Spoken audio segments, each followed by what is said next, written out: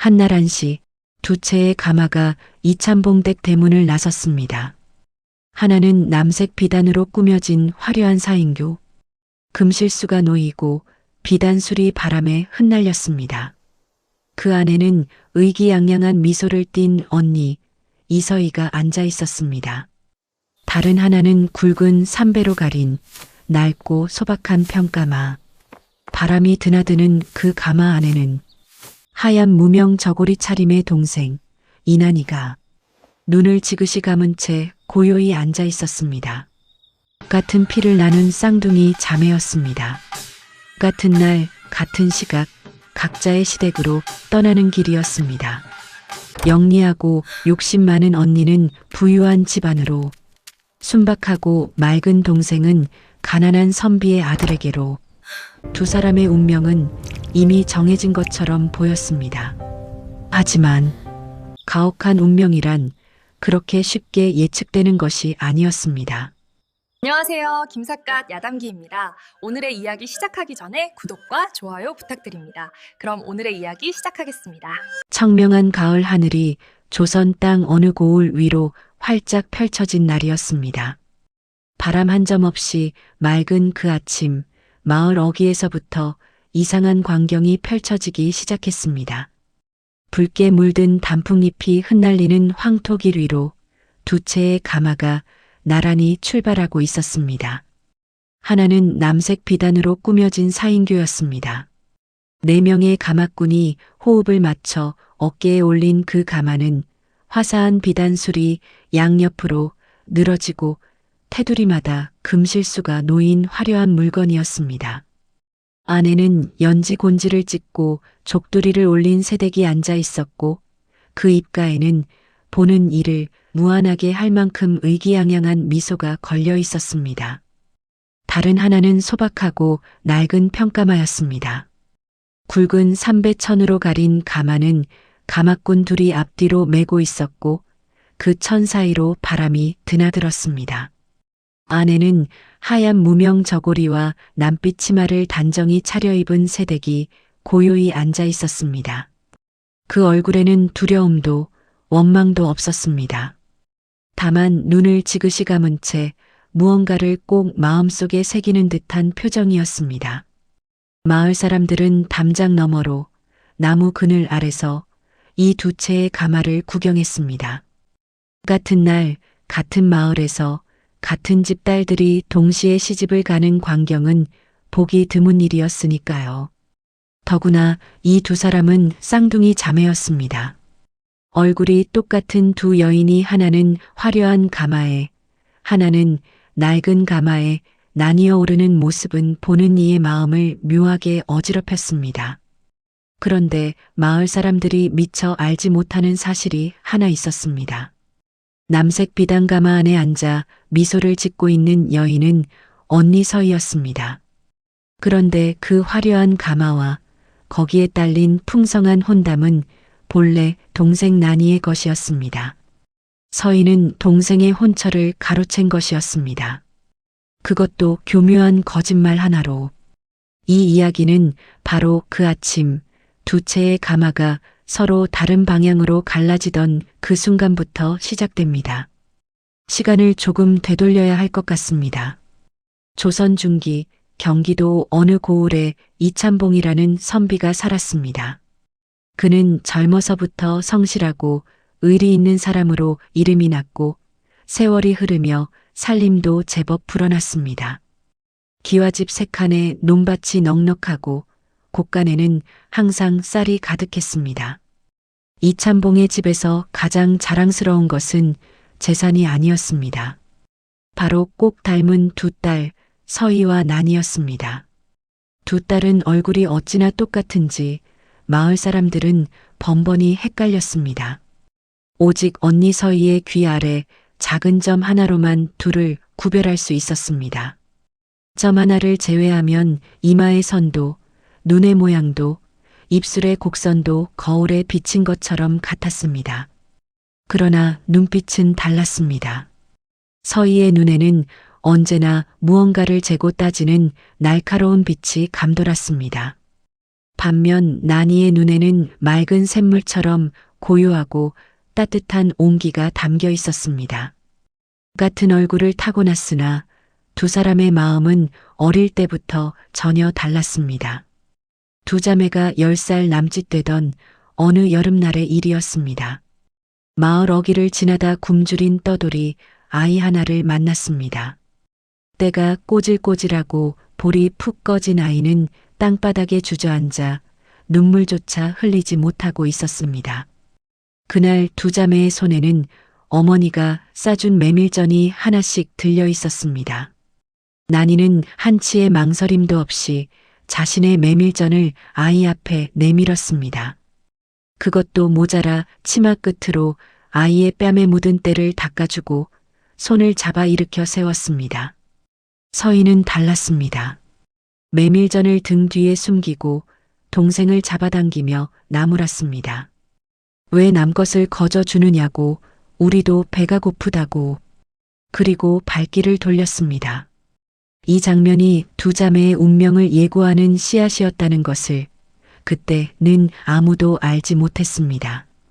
세월이 흘러 두 자매는 17살의 처녀로 자랐습니다. 서희는 영리하고 영악하여 자신의 이익 앞에서는 눈 하나 깜짝하지 않는 여인이 되었습니다. 어머니의 은비녀가 부러졌을 때도 자신이 잘못하고 동생에게 죄를 뒤집어 씌울 만큼 빈틈없는 성품이었습니다.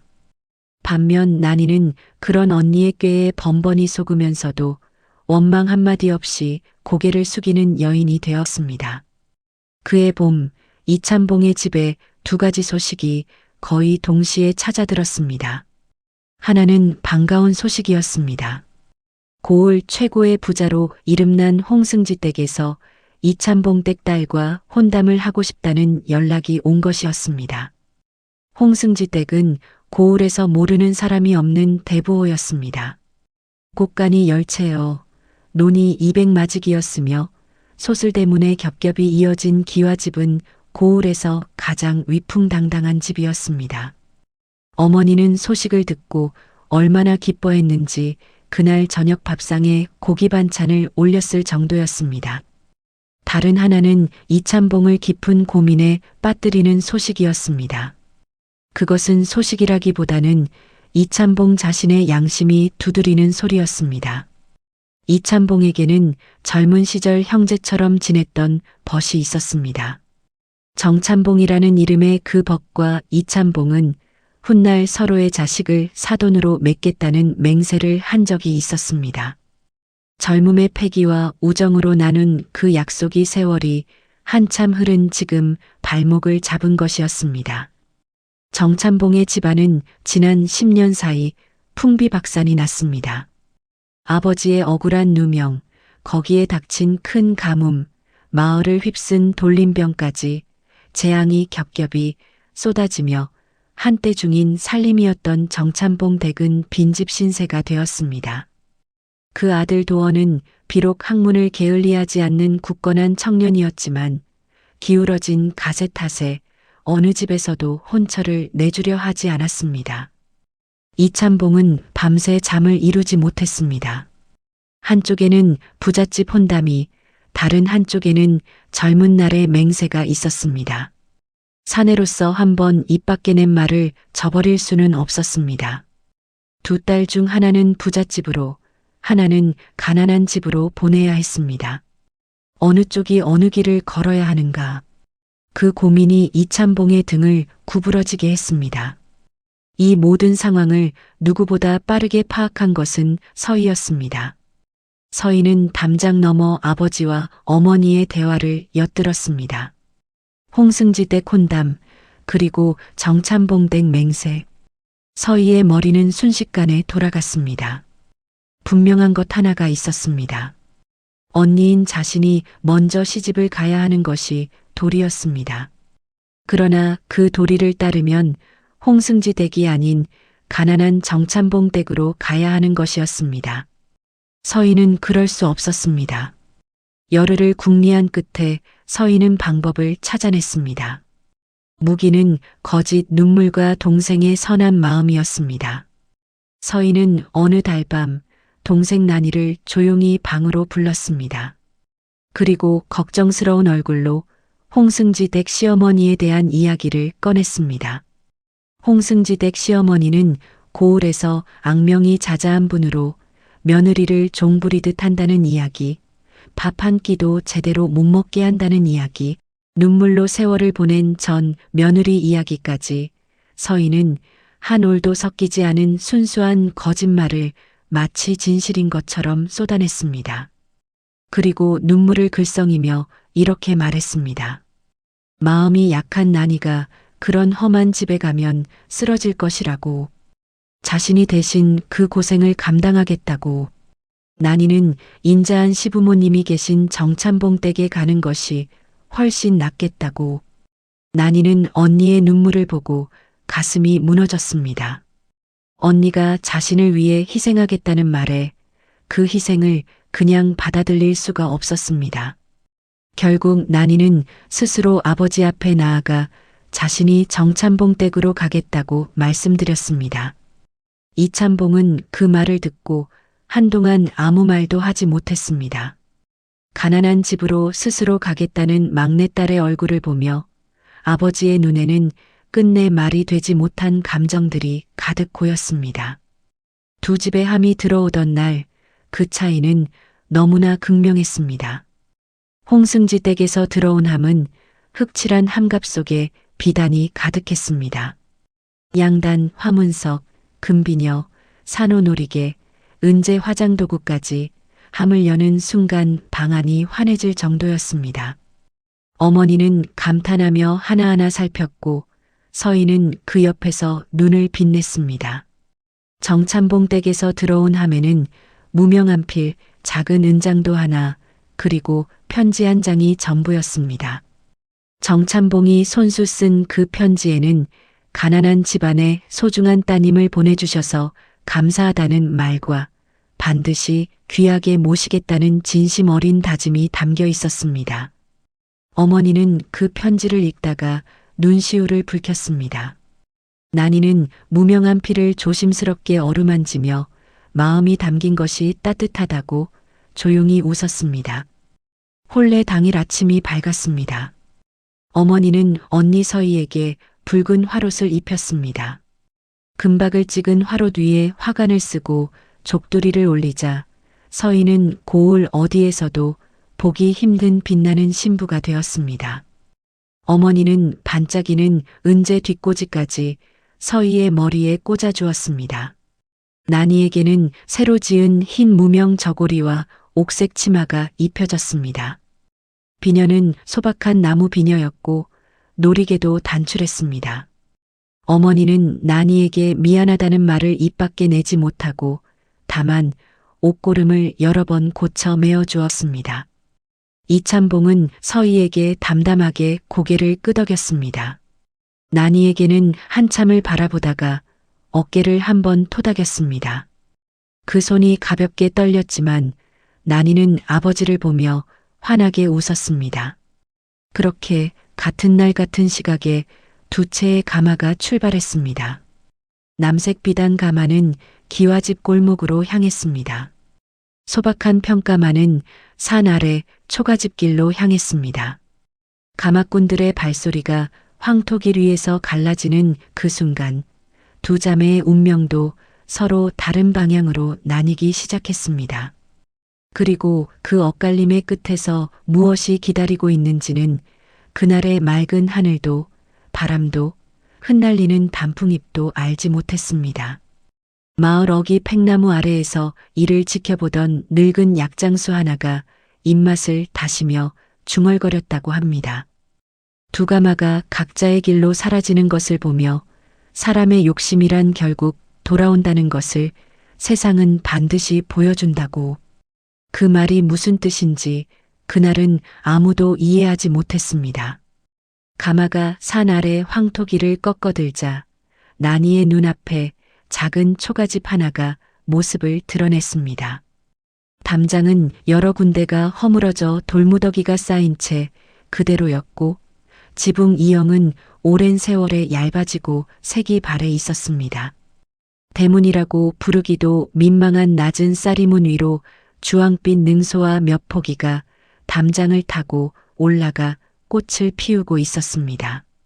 조선 중기 경기도 산자락 아래 자리한 그 초가집은 보는 것만으로도 손이 많이 가는 집이라는 것을 알 수 있었습니다. 가마꾼이 문 앞에 가마를 내려놓자 난이는 치마를 조심스럽게 여미며 땅에 발을 내디뎠습니다. 맨 처음 눈에 들어온 것은 마당이었습니다.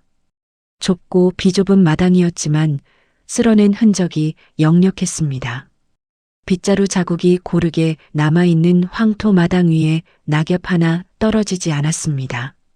누군가 이른 아침부터 며느리를 맞이하기 위해 정성 들여 쓸어낸 것이었습니다. 그리고 마당 안쪽 살인문 곁에 세 사람이 서 있었습니다. 시아버지 정찬봉은 회색 도포에 갓을 쓰고 단정히 서 있었습니다. 한때 중인의 품위를 지녔던 사람의 기품이 가난한 옷차림 속에서도 고스란히 드러났습니다. 시어머니는 짙은 갈색 저고리에 검은 치마를 입고 손을 앞에 모은 채 눈물을 참고 있었습니다. 그리고 한쪽 옆에는 이 집의 아들, 난이의 남편이 될 도원이 서 있었습니다. 도원은 무명 두루마기를 단정히 갖춰 입었습니다. 기름기 없이 빗어 올린 상투 위에 갓을 쓰고 수줍음을 억누르는 듯 눈을 약간 아래로 깐 채 서 있었습니다. 얼굴은 묻어나고 반듯했으며 손이 유달리 거칠었습니다. 글을 읽는 선비의 손이 아니라 일을 해본 사람의 손이었습니다. 난이가 절을 올리자 시어머니가 먼저 다가왔습니다. 거칠고 마디가 굵은 손으로 난이의 고운 손을 덥석 잡은 시어머니는 한참을 그렇게 손을 잡은 채 말이 없었습니다. 눈가에서 눈물이 흘러내렸습니다. 이런 가난한 집에 곱디고 온 아가씨가 와주어서 고맙다는 마음이 말보다 먼저 눈물로 흘러나온 것이었습니다. 난이는 당황하지 않았습니다. 오히려 시어머니의 손을 꼭 쥐었습니다.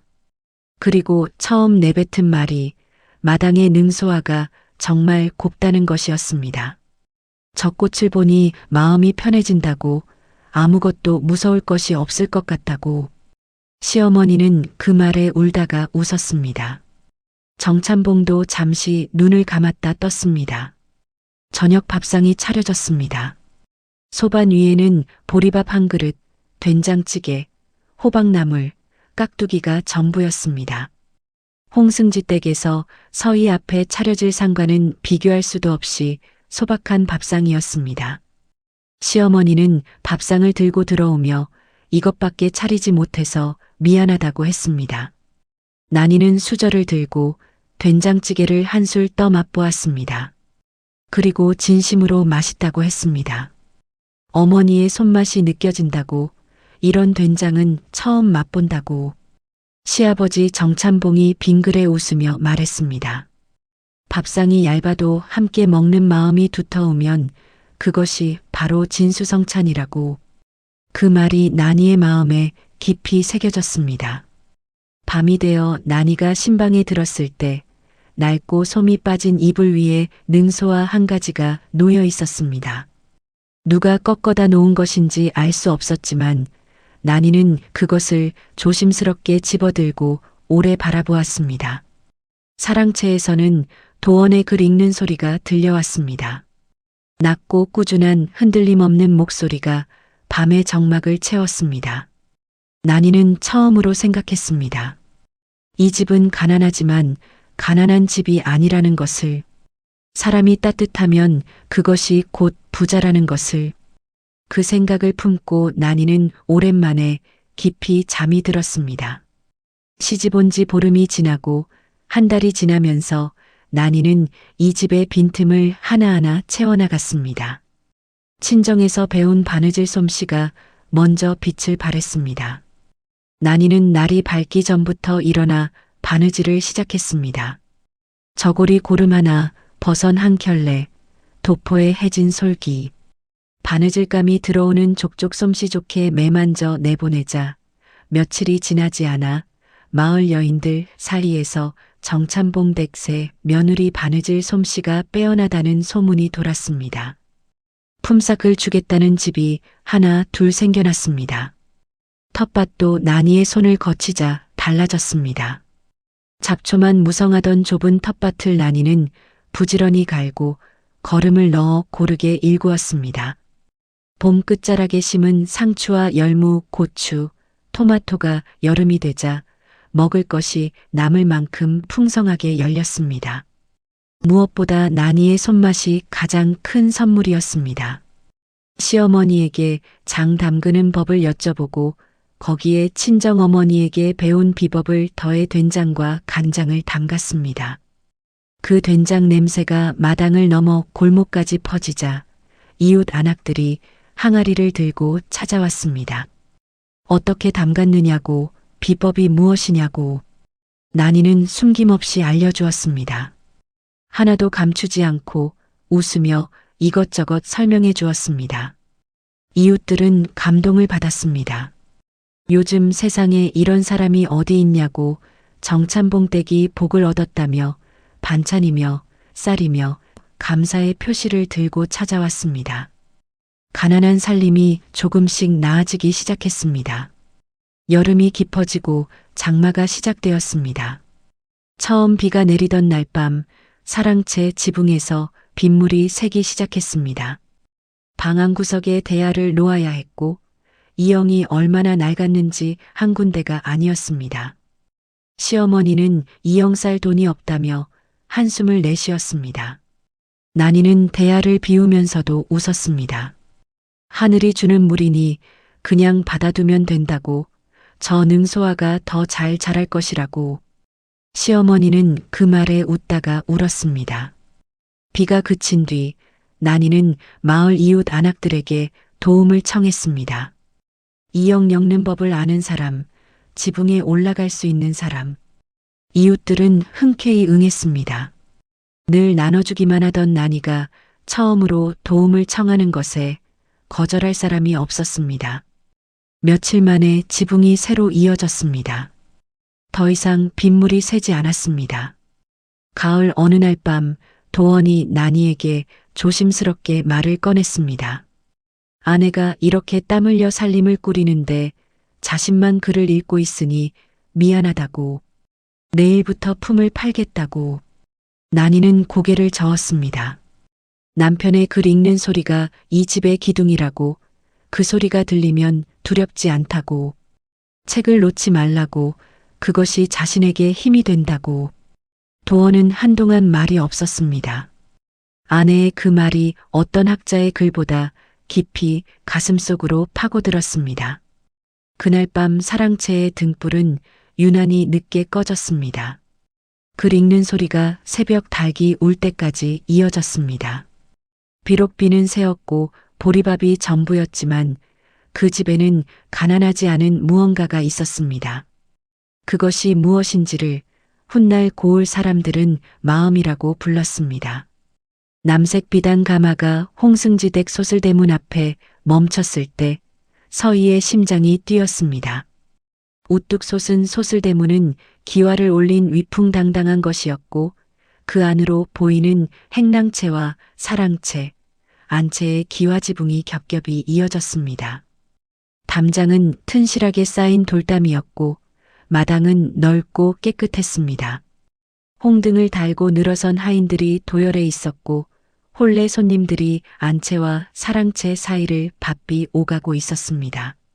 서희는 속으로 쾌재를 불렀습니다. 이 모든 것이 자신의 것이 된 것이었습니다. 그러나 가마에서 내려서는 순간 서희는 무언가 이상한 기운을 감지했습니다. 도열한 하인들의 눈빛에 온기가 없었습니다. 새 며느리를 맞이하는 기쁨이 아니라 낯선 사람을 살피는 차가운 시선이 서희의 등을 후쳤습니다. 시어머니가 안채 마루에서 내려왔습니다. 비단 저고리에 화려한 놀이개를 달고 은제 뒷꽂이를 꽂은 시어머니의 얼굴은 단정하고 위엄이 있었지만 눈빛에 온기가 없었습니다. 아들의 신부를 맞이하는 설렘이 아니라 새로 들어온 사람을 평가하는 오만한 눈길이었습니다. 시어머니는 서희에게 이 집에 법도가 있다고 말했습니다. 눈을 함부로 들지 말 것, 말을 함부로 하지 말 것, 시어머니가 허락하지 않은 것은 아무것도 손대지 말 것. 서희는 미소를 유지했습니다. 이 정도는 견딜 수 있다고 생각했습니다. 그러나 진짜 충격은 남편 홍사복에게서 왔습니다. 사복은 혼례 내내 무심했습니다. 절을 올리고 잔을 나누는 모든 의식을 한 번도 서희를 제대로 바라보지 않고 치렀습니다. 하품을 참는 것이 역력한 얼굴로 마치 귀찮은 일과를 소화하듯 혼례를 마쳤습니다. 그나마 사복은 잘생긴 사람이었습니다. 서희는 첫날 밤이 되면 달라질 것이라고 생각했습니다. 그러나 첫날 밤 사복은 신방에 들어와 서희를 한번 쓱 보더니 담담하게 말을 꺼냈습니다. 서로 간섭하지 말고 각자의 방식대로 살자고. 자신은 자신의 방식이 있고 서희에게도 그 방식을 강요하지 않겠다고. 그리고 신방을 나가버렸습니다. 서희는 비단 이불을 덮고 혼자 앉아 있었습니다. 화려한 신방 안에서 혼례 첫날 밤에 홀로. 서희는 속으로 되뇌었습니다. 집이 좋으면 된다고. 부잣집에 왔으니 그것으로 충분하다고. 세월이 흐르며 홍승지 댁의 실체가 하나씩 드러났습니다. 홍승지가 그 많은 재산을 어떻게 모았는지 집안에 들어와 사는 사람은 모두 알 수 있었습니다. 소작인들에게는 마름을 통해 소작료를 2배로 거뒀습니다. 억울한 송사가 생기면 뇌물을 바쳐 원하는 대로 뒤집었습니다. 힘없는 이웃의 논을 이런저런 구실을 붙여 빼앗았습니다. 고을 사람들은 홍승지를 두려워했지만 그것은 존경과는 전혀 다른 감정이었습니다. 서희는 그 사실을 알면서도 눈을 감았습니다. 어차피 자신이 어찌할 수 있는 일이 아니었고 곳간에 쌀이 넘치고 비단이 가득한 이상 그것으로 충분하다고 생각했습니다. 그러나 시어머니는 서희를 가만히 두지 않았습니다. 치맛자락이 조금만 더러워도 말투가 조금만 마음에 들지 않아도 사사건건 트집을 잡았습니다. 곳간 열쇠는 언제나 시어머니의 허리춤에 달려 있었고 서희가 부릴 수 있는 돈이라고는 시어머니가 한 달에 한 번 쥐어주는 푼돈이 전부였습니다. 그 돈으로 비녀 하나 사기도 어려웠습니다. 남편 사복은 점점 더 집을 비웠습니다. 사흘이 멀다 하고 밖을 나돌았고 돌아올 때는 술 냄새를 풍기며 제 별채로 곧장 들어갔습니다. 별채에는 얼마 지나지 않아 옥년이라는 이름의 여인이 들어앉았습니다. 시어머니는 그것을 못 본 척했고 하인들도 쉬쉬했습니다. 어느 날 밤 별채에서 사복과 옥년의 웃음소리가 들려왔습니다. 서희는 비단 이불을 머리끝까지 끌어올렸습니다. 그러나 소리는 막을 수 없었습니다. 비단 이불을 덮고 있었지만 서희는 그 어느 때보다 추웠습니다. 자신이 욕심을 내어 차지한 이 자리가 왜 이토록 차가운지 서희는 처음으로 이해할 수 없다는 생각을 했습니다. 하지만 그것이 자신의 선택의 결과라는 것은 아직 인정하고 싶지 않았습니다. 그렇게 계절이 바뀌었습니다. 봄이 가고 여름이 오고 가을이 지났습니다. 서희는 홍승지 댁 안방의 며느리였지만 사실상 아무것도 아니었습니다. 하인들은 표면적으로는 예를 갖추었지만 진심으로 따르지 않았습니다. 시어머니는 여전히 트집을 잡았고 남편은 여전히 무심했습니다.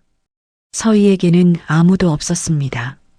진심으로 대화할 수 있는 사람이 한 명도 없었습니다. 화려한 기와집 안에서 서희는 세상에서 가장 외로운 사람이 되어 있었습니다. 그럼에도 서희는 자신이 틀렸다는 생각을 하지 않았습니다. 오히려 더욱 이를 악물었습니다. 이 모든 것이 언젠가는 자신의 것이 될 것이라고, 참고 견디다 보면 좋아질 것이라고, 그 이가 무너지기까지는 아직 시간이 더 필요했습니다. 그해 가을 정찬봉 댁에 큰 사건이 일어났습니다. 도원이 한양으로 과거 시험을 보러 떠난 것이었습니다. 출발 전날 밤 난이는 직접 만든 육아 꾸러미를 쌌습니다. 기름에 지진 육과 위에 깨를 뿌리고 마당에서 따다 말린 능소와 몇 송이를 함께 넣었습니다. 그리고 남편에게 조용히 건넸습니다. 능소와 향이 길을 지켜줄 것이라고, 반드시 좋은 소식을 가지고 돌아올 것이라고. 도원은 육아 꾸러미를 품 안에 넣었습니다. 그리고 아내를 바라보았습니다. 가난한 집에 시집와서 단 한 번도 원망하지 않고 이 집을 일으켜준 사람, 그 사람을 위해 반드시 급제하겠다고 다짐했습니다. 도원이 떠난 뒤 정찬봉 댁에는 기다림이 시작되었습니다. 보름이 지났습니다.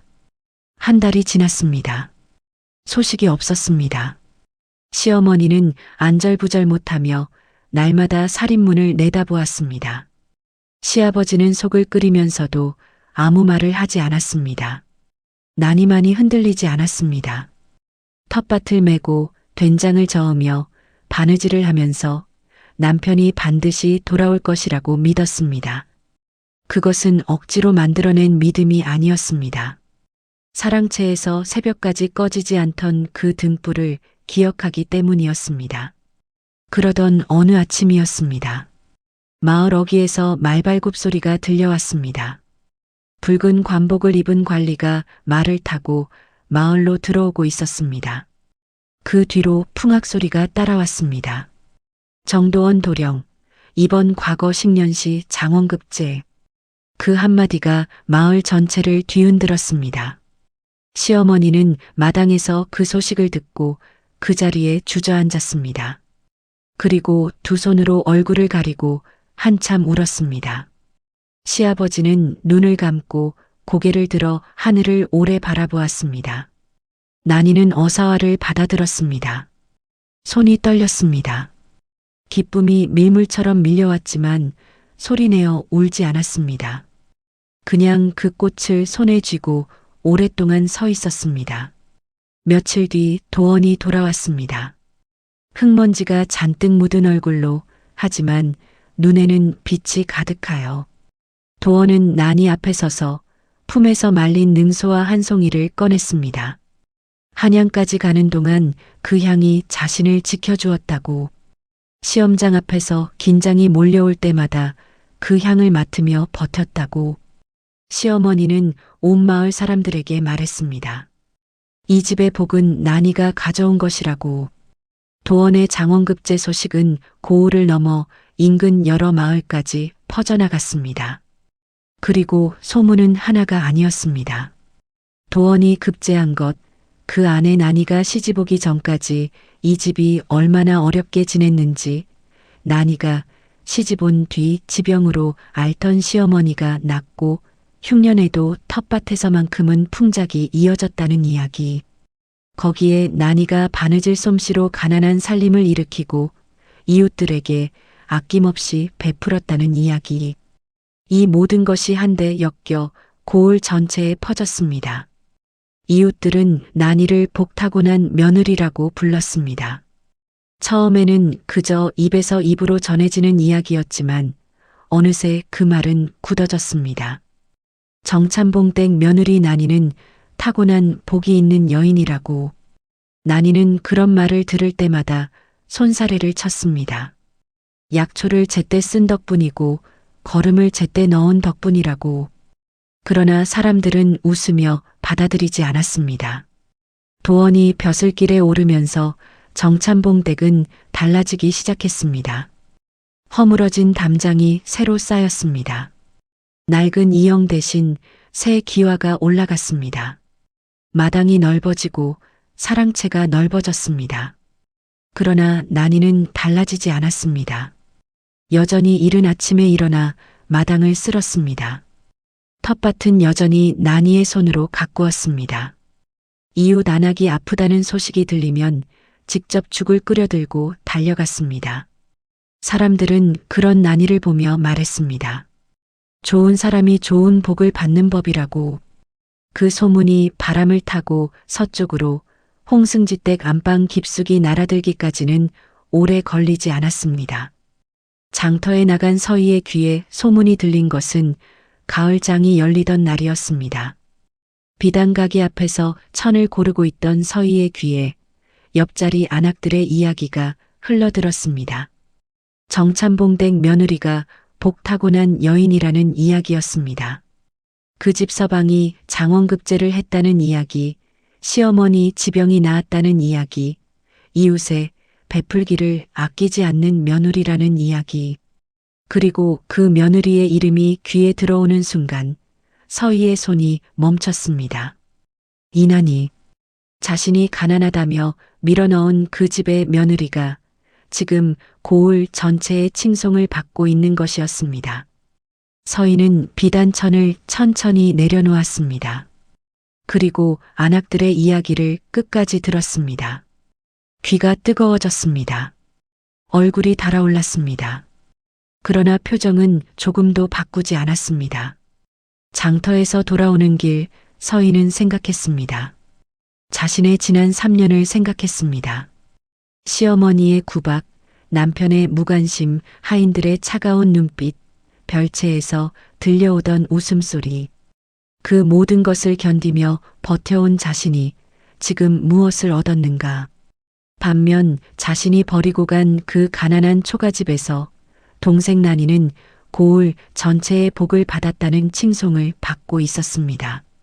서희의 마음속 깊이 잠자고 있던 질투가 깨어났습니다. 그것은 처음에는 작은 불씨였습니다. 그러나 불씨는 빠르게 번졌습니다. 타오르는 질투 속에서 서희는 한 가지 결론에 도달했습니다. 난이가 잘 되는 꼴을 볼 수 없었습니다. 그날 밤 서희는 등잔불을 켜고 오래 앉아 있었습니다. 먹을 갈고 붓을 들었습니다. 무엇을 쓰려는 것이 아니었습니다. 생각을 정리하기 위해서였습니다. 난이가 받은 칭송의 근거는 무엇이었습니까? 복 타고난 며느리, 요상한 손길로 집안을 일으켰다는 소문. 사람들이 그 이야기를 믿는 것은 근거를 따지기 때문이 아니었습니다. 흥미롭기 때문이었습니다. 신기하기 때문이었습니다. 그렇다면 반대도 가능하지 않겠습니까? 사람들이 난이에 대해 좋은 소문을 믿는 것처럼 나쁜 소문도 믿을 수 있지 않겠습니까? 서희의 손이 움직이기 시작했습니다. 며칠 뒤 서희는 이찬봉 댁에서 일하다 나온 옛 하인 막손이를 찾아냈습니다. 막손이는 이찬봉 댁을 나온 뒤 여러 집을 전전하다 지금은 주막 근처에서 자잘한 일을 하며 지내는 사람이었습니다. 이 사람을 기억하는 이유가 있었습니다. 돈 앞에서는 무슨 일이든 마다하지 않는 위인이라는 것을. 서희는 막손이에게 은자 10량을 제안했습니다. 그리고 심부름 하나를 부탁했습니다. 난이가 사실은 무당의 피를 타고났다는 이야기를 퍼뜨려 달라는 것이었습니다. 요사스러운 술법으로 남편을 급제시키고 시어머니의 병을 고쳤으며 그 술법에는 반드시 대가가 따르니 머지않아 마을에 큰 재앙이 닥칠 것이라는 내용이었습니다. 막손이는 잠시 머뭇거렸습니다. 이것이 어떤 일인지 알지 못하는 위인이 아니었습니다. 그러나 손바닥 위에 올려진 은자의 무게가 양심보다 무거웠습니다. 막손이는 고개를 끄덕였습니다. 서희는 자신의 이름이 절대 드러나서는 안 된다고 단단히 일렀습니다. 막손이는 알겠다고 했습니다. 서희는 그날 밤 처음으로 잠을 편하게 잤습니다. 독한 씨앗이 이미 뿌려진 것이었습니다. 그러나 서희는 그것만으로는 성에 차지 않았습니다. 소문은 밖에서 흘러 들어가는 것이었습니다. 안에서부터 흔들어 놓지 않으면 뿌리가 깊은 것은 쉽게 무너지지 않습니다. 난이의 마음을 직접 흔들어야 했습니다. 서희는 홍승지 댁 곳간에서 시어머니 몰래 명주 한 피를 꺼냈습니다. 거기에 약재 보따리 하나를 챙겼습니다. 표면적인 명목은 동생을 찾아보는 것이었습니다. 실제로는 정찬봉 댁 안으로 들어가 더 정교한 음모를 심는 것이었습니다. 정찬봉 댁에 도착했을 때 난이는 텃밭에서 막 들어오는 중이었습니다. 흙이 묻은 치마를 털면서 올려다보다가 언니 서희를 발견한 난이의 얼굴에 반가움이 환하게 번졌습니다. 서희는 야위고 지쳐 보이는 얼굴을 만들어 놓고 있었습니다. 그것이 그리 어렵지 않았습니다. 사실 지쳐 있었으니까요. 난이는 언니의 야윈 얼굴을 보고 가슴 아파했습니다. 홍승지 댁에서 고생했겠다며 손을 잡고 사랑채로 이끌었습니다.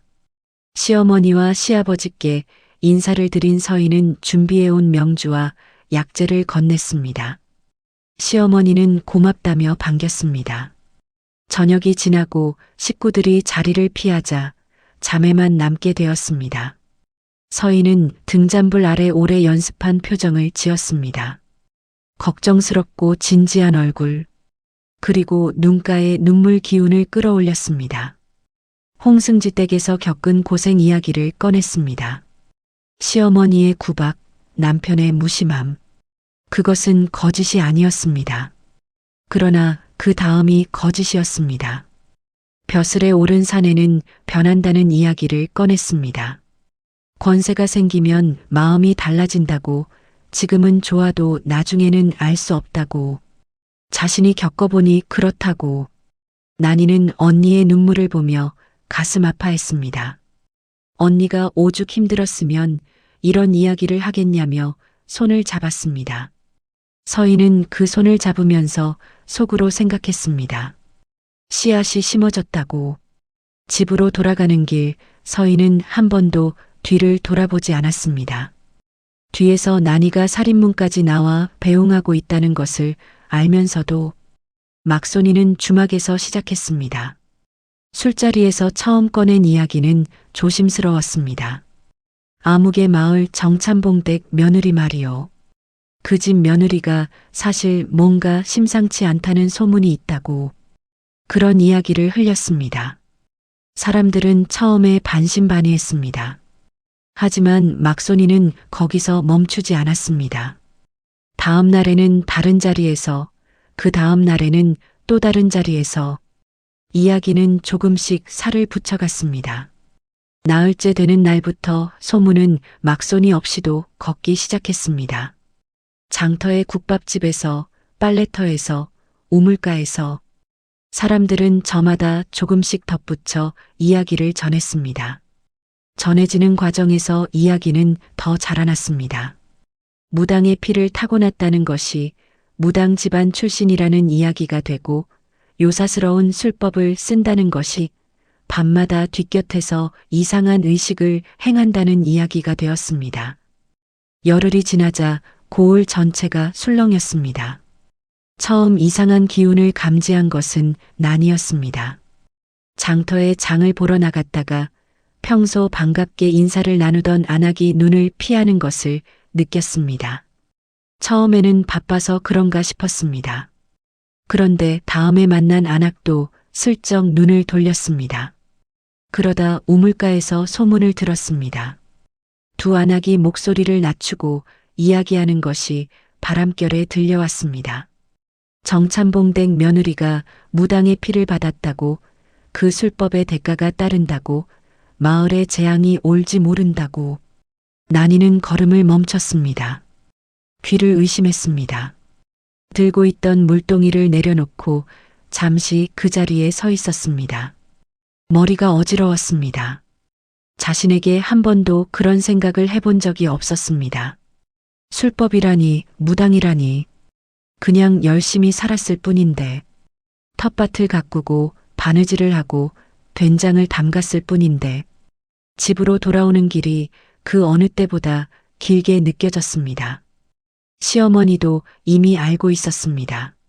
마을 노인 하나가 은근슬쩍 정찬봉에게 말을 전한 뒤였습니다. 정찬봉은 격분했습니다. 터무니없는 뜬소문이라고, 누가 이런 말을 꾸며내는 것이냐고. 그러나 소문은 이미 걷잡을 수 없이 퍼진 뒤였습니다. 시어머니는 부엌에서 난이를 붙잡고 말했습니다. 세상에 착한 사람을 그렇게 부르는 입들이 있으니 우리가 알고 있는 것이 중요하다고. 이 집은 누가 뭐라 해도 난이 덕에 좋아졌다는 것을 안다고. 난이는 고개를 끄덕였습니다. 그러나 마음속에는 서희의 말이 겹쳤습니다. 벼슬에 오른 사내는 변한다는 그 말이 마을 소문과 뒤엉켜 마음을 어지럽혔습니다. 마을 이장이 찾아온 것은 소문이 나돈 지 보름이 지난 뒤였습니다. 이장은 난처한 얼굴로 마루에 앉았습니다. 마을 사람들이 불안해한다고, 해명이 필요하다고, 직접적으로 무어라 말하기도 어려운 눈치였지만 그 찾아온 것 자체가 이미 말을 하고 있었습니다. 정찬봉이 호통을 쳤습니다.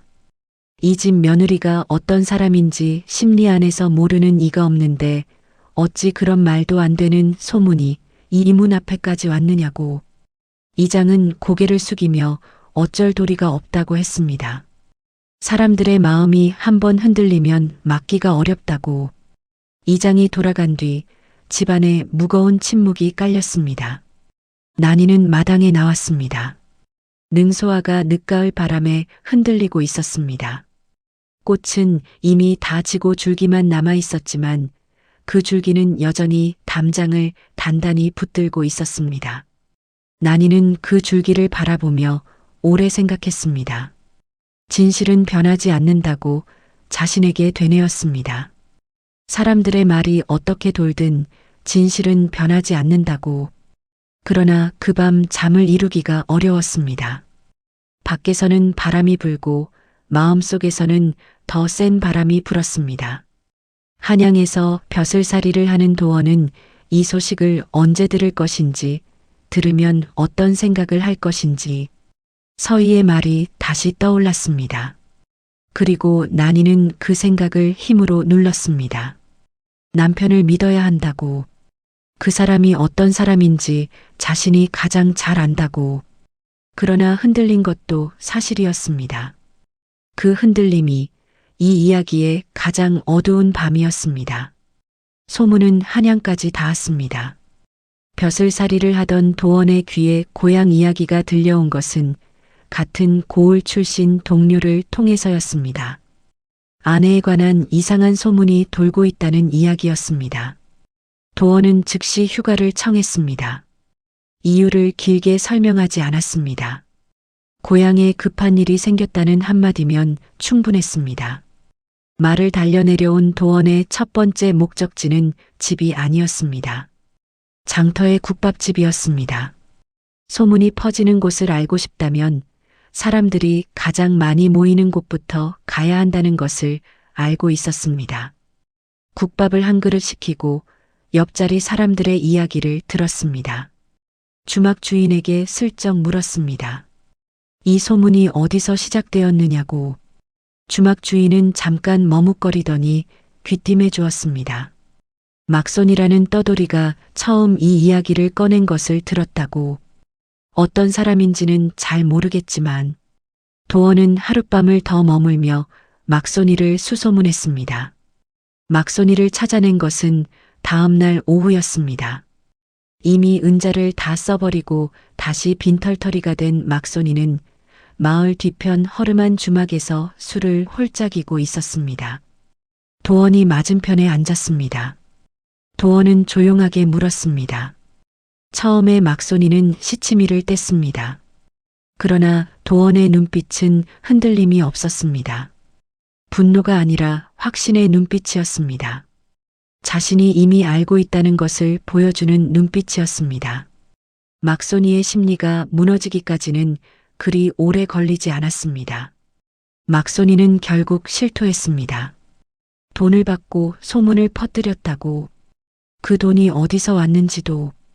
홍승지댁 며느리, 이찬봉댁 큰아씨. 도원은 그 이름을 듣는 순간 모든 퍼즐이 맞춰지는 것을 느꼈습니다. 서희. 난이의 쌍둥이 언니 서희가 이 일의 배우였습니다. 도원은 막손이에게 다시는 이 소문을 입 밖에 내지 말라고 일렀습니다. 자신이 직접 진실을 밝힐 것이라고. 집으로 돌아온 도원은 시어머니에게 먼저 인사를 드리고 아버지와 잠깐 이야기를 나눈 뒤 난이를 불렀습니다. 두 사람은 마당에 나란히 앉았습니다. 달이 뜬 밤이었습니다. 능소와 줄기가 달빛의 실루엣을 만들었습니다. 도원은 오래 생각하다가 천천히 말을 꺼냈습니다. 소문의 진원을 알았다고. 그것이 누구에게서 시작된 것인지도. 난이는 처음에는 아무 말을 하지 않았습니다. 그러다 한참의 침묵 끝에 한마디를 읊조렸습니다. 언니, 내가 뭘 그리 잘못했어. 그 말은 짧고 낮았습니다. 따지는 말도 화내는 말도 아니었습니다. 아무것도 이해할 수 없는 사람의 순수한 물음이었습니다. 그 물음 안에 슬픔과 혼란과 상처가 모두 담겨 있었습니다. 도원은 아무 말을 하지 못했습니다. 그 한마디가 어떤 꾸짖음보다 무겁고 어떤 통곡보다 슬프게 가슴속으로 파고들었습니다. 난이는 소리 없이 울었습니다. 오랫동안. 도원은 아내의 어깨를 감싸 안았습니다. 그 포옹 안에서 난이의 어깨가 한참 동안 떨렸습니다. 다음 날부터 도원은 움직였습니다. 마을 이장을 찾아가 소문의 진원을 설명했습니다.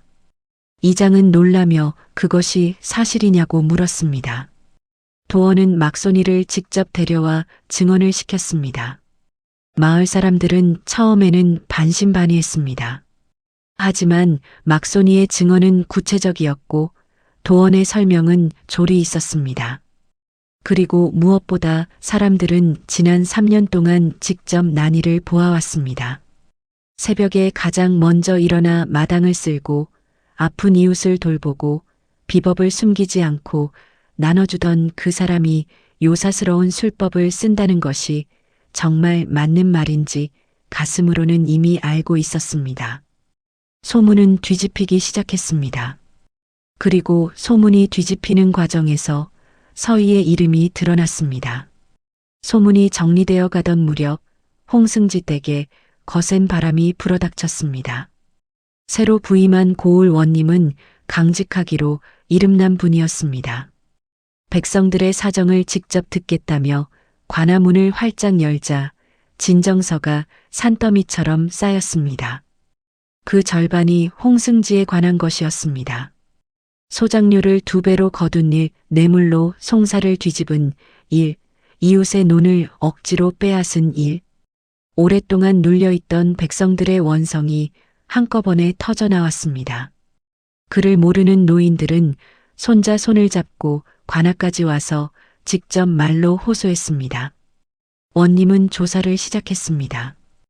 홍승지는 뇌물을 쓰려 했습니다. 그러나 이 원님에게는 통하지 않았습니다. 닷새가 지나지 않아 홍승지의 비리가 장부에서 장부까지 낱낱이 드러났습니다. 열흘째 되던 날 아침 관아의 포졸들이 홍승지 댁 소슬대문 앞에 섰습니다. 홍승지가 끌려 나오던 장면을 서희는 안채 창문 사이로 보았습니다. 긴 머리를 흐트러뜨리고 관아의 포졸에게 2팔을 붙들린 채 나오는 시아버지의 모습. 대문 앞에는 구경꾼들이 인산인해를 이루고 있었습니다.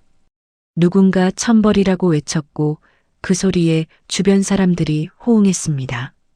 아들 홍사복은 첩 옥령과 함께 뒷담을 넘어 도망치려다 붙잡혔습니다.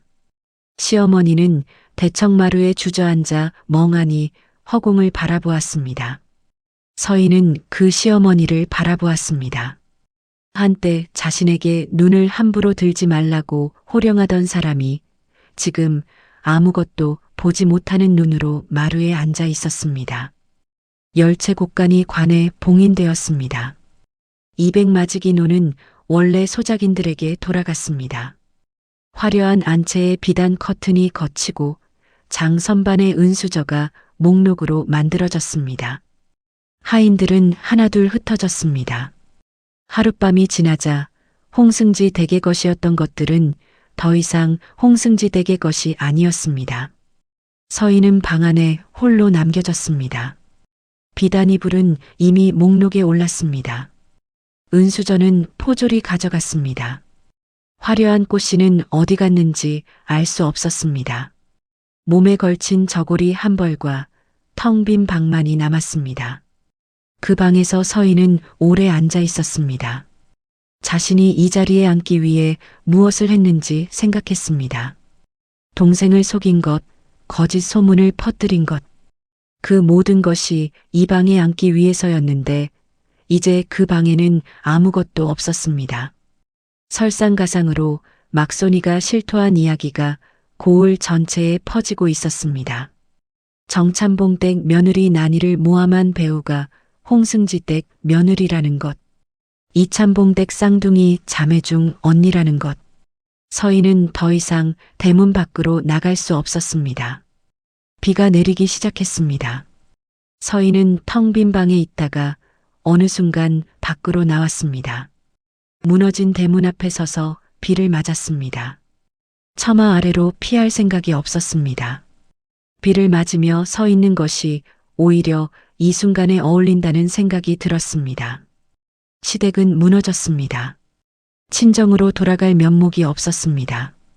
동생을 속이고 자리를 가로채고 다시 모함하려 했던 죄를 어떻게 아버지 앞에서 고할 수 있겠습니까? 비가 머리카락에서 흘러 얼굴을 타고 내렸습니다. 서인은 처음으로 자신이 무서웠습니다.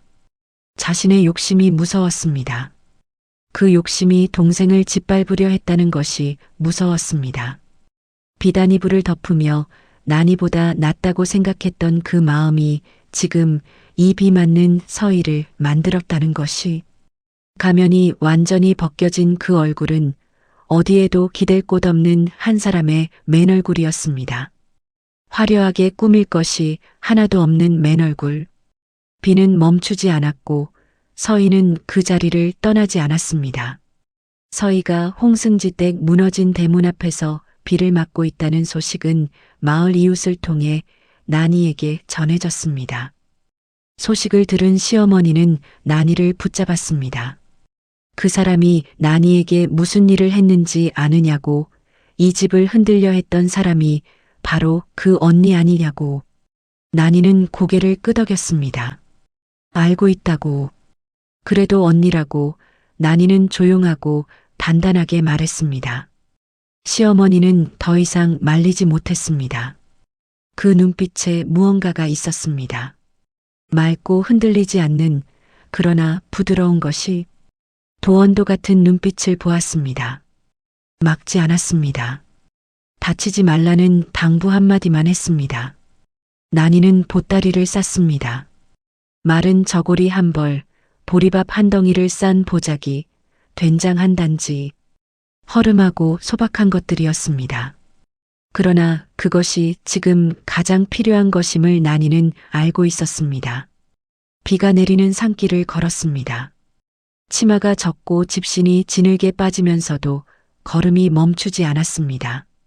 난이의 머릿속에는 언니를 모함한 사람이 떠오르지 않았습니다. 빗속에 홀로 서 있을 언니가 먼저 떠올랐습니다.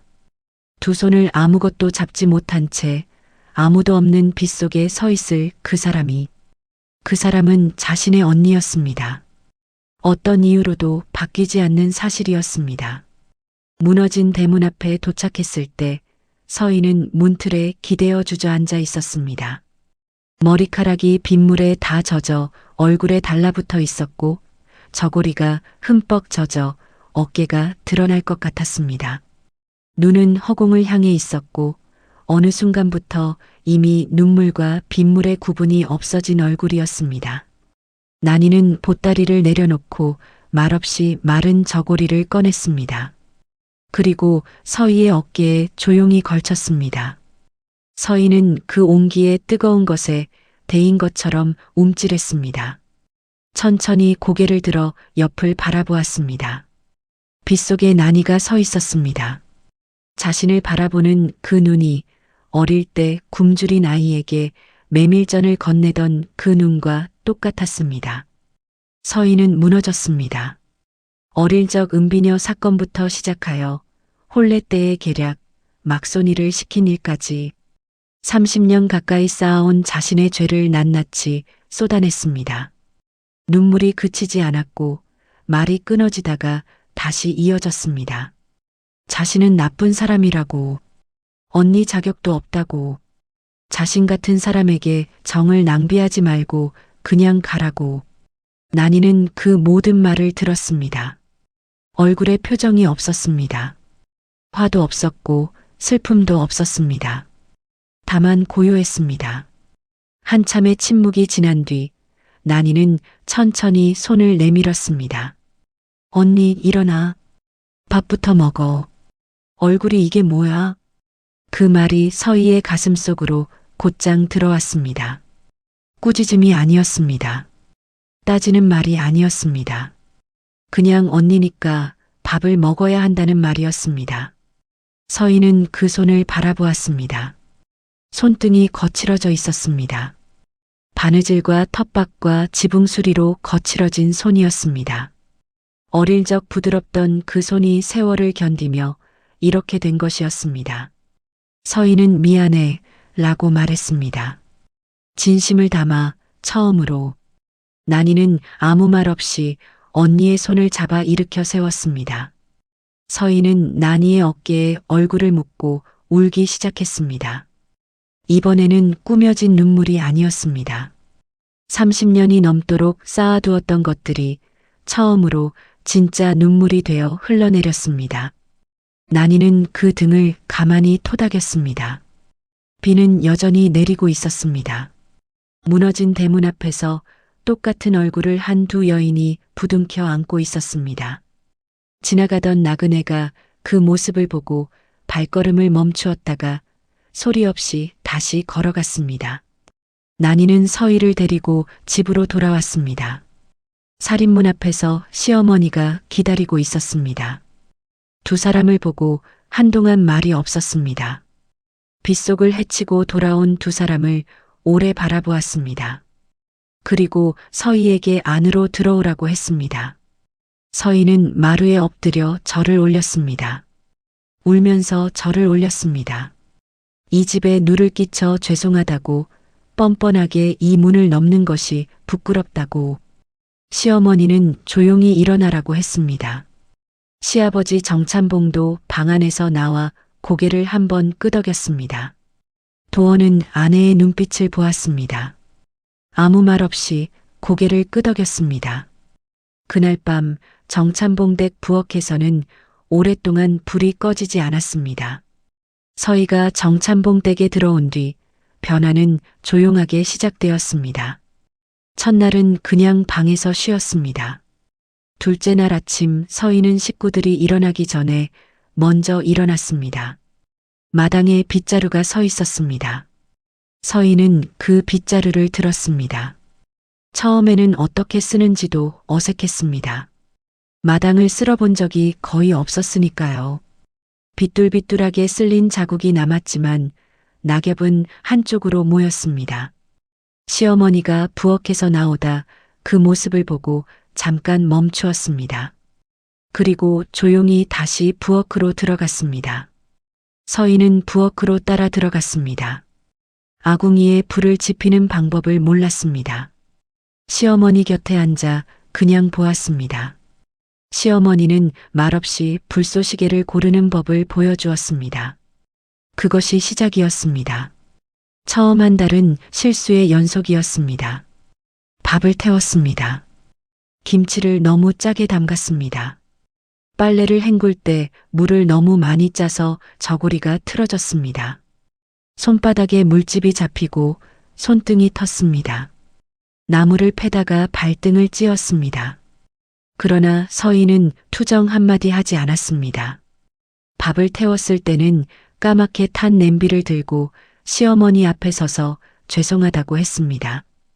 시어머니는 밥이 탈 때 냄새가 나면 얼른 불을 꺼야 한다고 알려주었습니다. 그게 전부였습니다. 나무라지 않았습니다. 난이가 텃밭에 나갈 때 서희도 따라 나갔습니다. 처음에는 무엇을 해야 할지 몰라 그냥 옆에 쭈그리고 앉아 있었습니다. 난이가 잡초를 뽑는 것을 보고 따라 뽑았습니다. 어떤 것이 잡초인지 모를 때는 조심스럽게 물었습니다. 난이는 웃으며 알려주었습니다. 이것은 상추, 저것은 열무, 줄기가 굵고 거친 것이 잡초라고. 이웃 안악들의 반응은 조심스러웠습니다. 처음에는 거짓 소문을 퍼뜨린 사람이 바로 그 언니라는 것을 알고 있었기에 시선이 차가웠습니다. 시장에서 만나도 눈을 피하는 이들이 많았습니다. 서희도 그것을 알았습니다. 피하지 않았습니다. 병든 노인의 집에 난이가 죽을 끓여가는 날 서희도 함께 갔습니다.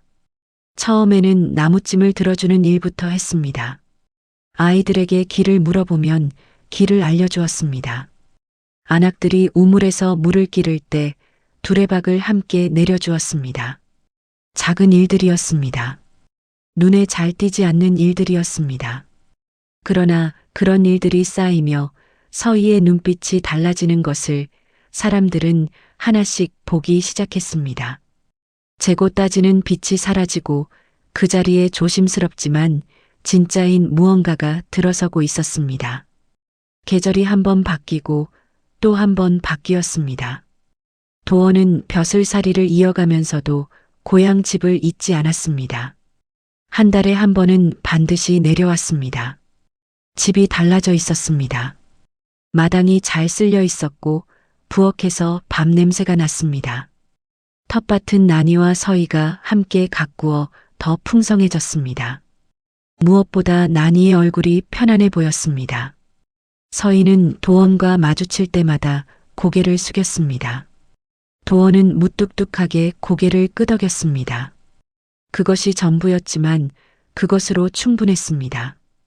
이듬해 봄 능소화가 다시 피었습니다.